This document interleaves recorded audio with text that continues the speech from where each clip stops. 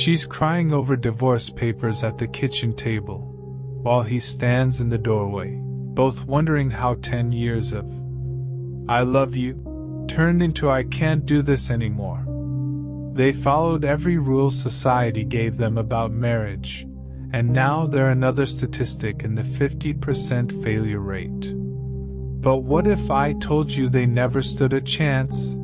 What if modern marriage is rigged from day one, and you've been sold a lie so convincing that even the people peddling it believe it's true? You're about to discover why most marriages collapse, and it has nothing to do with compatibility, communication, or commitment. The reason will make you question everything you think you know about love, and frankly, it might be the most important thing you learn this year. Marriage is suffocating under impossible expectations.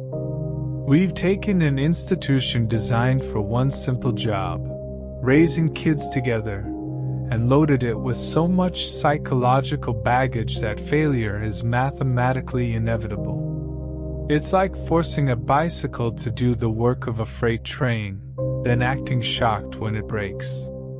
Your grandparents didn't need to be each other's best friend, therapist, personal trainer, and spiritual guide. They just needed to not screw up the kids and keep the bills paid. Simple. Effective. Boring as hell, but it worked. Now, your spouse is supposed to be your lover, best friend, business partner, emotional support animal, entertainment committee, and life coach, all wrapped into one perfect package. No human being can be all that to another person without losing their damn mind. The love myth is what's killing us. Passionate romantic love, the butterflies, the obsession, the "I can't live without you" feeling. That's designed by biology to last about 2 years. Just long enough to get you bonded and pregnant. But we've built an entire institution on this temporary chemical high, then act surprised when reality hits like a brick wall. It's like building a house on quicksand and wondering why it sinks. Think about your most intense crush from high school. Remember how consuming that felt? Now imagine being legally bound to maintain that intensity for 50 years while dealing with mortgage payments, diaper changes, career stress, and watching each other get old and cranky. That's modern marriage in a nutshell. We're asking temporary feelings to carry permanent weight. Drop a comment below and tell me, have you felt this pressure to be everything to someone else? Or had someone demand you be their entire world? Because I guarantee most of you have lived this nightmare. The system is rigged because we've isolated couples from the support networks that used to make marriage functional. Your great-grandmother married into an entire extended family. She got sisters-in-law to gossip with, mothers-in-law for advice, aunts for emotional support. Your great-grandfather got brothers-in-law for friendship, fathers-in-law for mentorship, uncles to blow off steam with. Marriage was never supposed to be your only significant relationship. It was supposed to be the gateway to many relationships. Now what do you get? You get one more person to talk to, and they're the opposite gender dealing with their own issues. When problems arise, the real fight isn't about dishes or money, it's you're not enough people. You can't possibly fulfill all the roles that used to be spread across an entire village. This is where Machiavelli's insights about human nature become crucial. He understood that people act based on their circumstances, not their character. Put good people in impossible situations, and they'll fail predictably. Marriage failure isn't about moral weakness, it's about structural impossibility. The exclusivity trap is suffocating relationships. We've extended the concept of exclusive partnership far beyond its original sexual boundaries into emotional and social realms where it becomes toxic. Sexual exclusivity makes sense for pair bonding.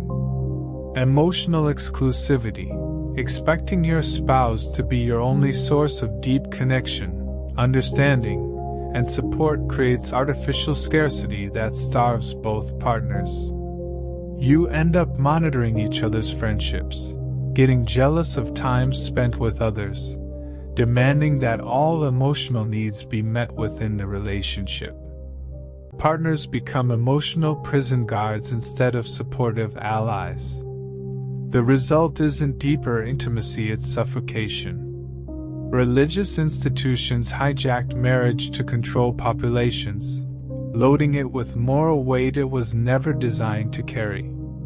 Love songs and romance novels sold us fairy tale expectations that have nothing to do with the daily reality of partnership.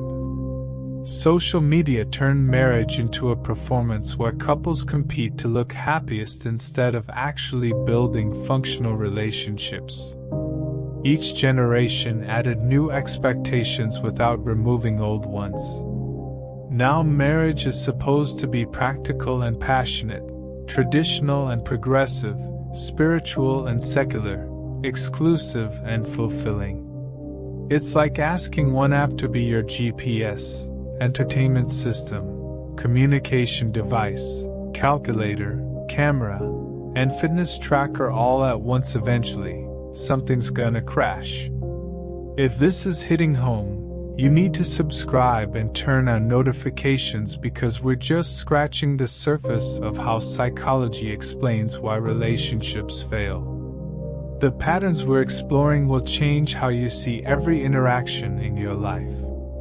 The nuclear family isolation completed the destruction. When extended families dissolved and couples became isolated units, we removed the support systems that made partnerships sustainable. Now two people are expected to be each other's entire social world, emotional support system, and entertainment committee. It's insane. Modern dating apps have made this worse by creating the illusion of infinite choice. Why work through problems with your current partner when there are theoretically hundreds of better matches just a swipe away? The paradox of choice has turned commitment into a constant state of FOMO rather than a decision to build something together. The economic pressures are brutal too. Previous generations could afford for one partner to focus on home while the other earned. Now both partners work, come home exhausted, and still have to be amazing parents, passionate lovers, and emotional support systems for each other. The math doesn't work. Social media creates highlight reels that make everyone else's relationship look perfect while you're dealing with the mundane reality of whose turn it is to clean the bathroom. You're comparing your behind-the-scenes struggles to everyone else's carefully curated performances, and wondering why you're not as happy as they appear to be. The psychology of resentment explains why good people in failing marriages start hating each other. When you expect someone to fulfill roles they can't possibly handle, disappointment is inevitable. That disappointment turns into resentment, which poisons the entire relationship. You stop seeing your partner as a flawed human doing their best and start seeing them as someone who's failing to meet your needs.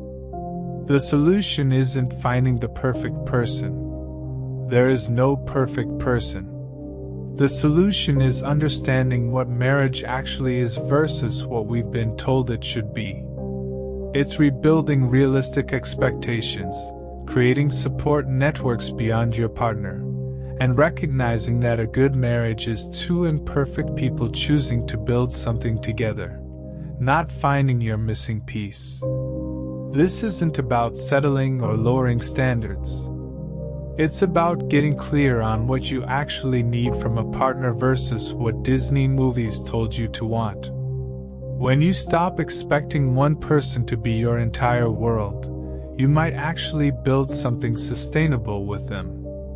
If you found this eye-opening, Subscribe because understanding human psychology is the key to navigating every relationship in your life. Most people sleepwalk through these patterns without ever questioning why they keep failing. You're not most people. Hit that notification bell so you don't miss the next video where we'll break down exactly how to build relationships that actually work in the real world, not the fantasy land we've been sold.